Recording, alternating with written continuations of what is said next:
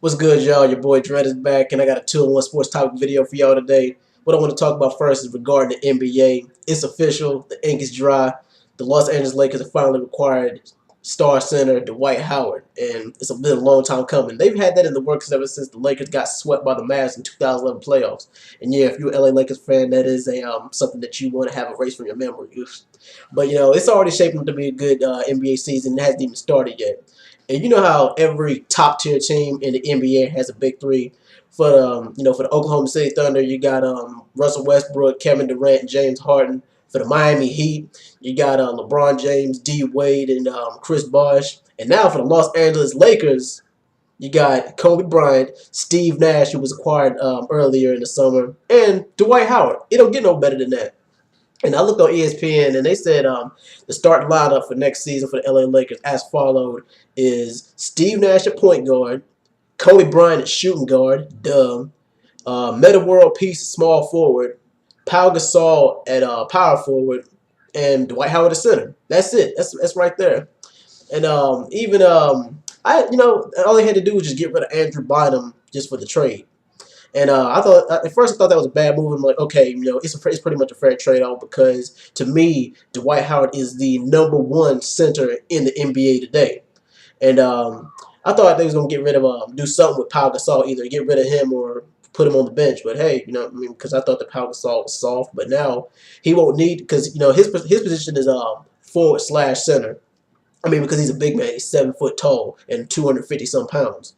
But he won't need to go hard, and he won't need to be a defensive player because now they got Dwight Howard to do that defensive stuff for him as far as getting blocks and getting rebounds. And he can shoot on the outside like he's supposed to do, or like a power forward is supposed to do. But yeah, we're going to see how that works out. I mean, we're going to see how the team chemistry goes between all of them. And Kobe Bryant, I mean, as far as what he thought on, I was looking at ESPN, and he said, this is, he's excited about it too. And this isn't the first time that he's had to share the spotlight with the big man, Shaquille O'Neal. But he said, this is a real good move. And he's like, maybe he can carry the team. Maybe Dwight Howard can carry the team after I retire. And I'm a big Kobe Bryant fan, LA Lakers fan. But, we got to come to terms that Kobe Bryant is not going to be in the league forever. Let me take off this hat because it's too big for my dreads. I mean, it's too small for my dreads.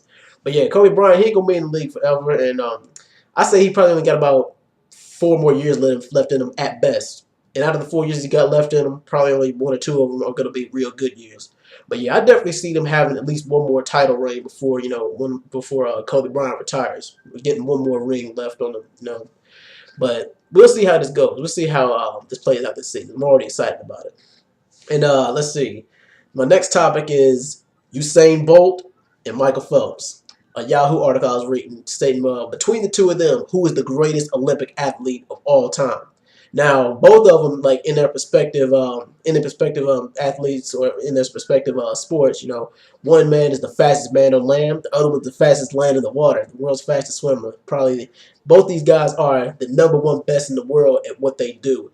They've smashed records, broken their own records. They've won multiple titles, multiple gold medals, and put the entire nation on their back. And in Olympic history, that is unheard of. I mean, especially for one man to just dominate a specific event.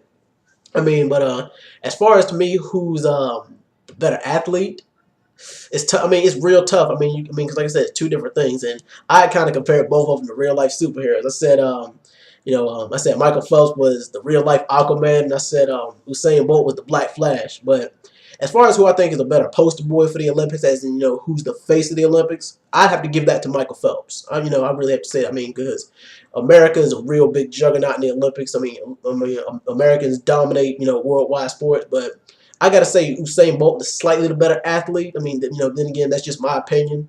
But I'm about to wrap this video up. What do y'all think as far as who you think is a better athlete, or who's like the greatest athlete of all time in the Olympics for as far as Michael Phelps and Usain Bolt goes? I mean, but regardless, both of them guys set the bar. Both of them are at the pinnacle of their respective sports, and they've inspired generations of Olympic athletes to come.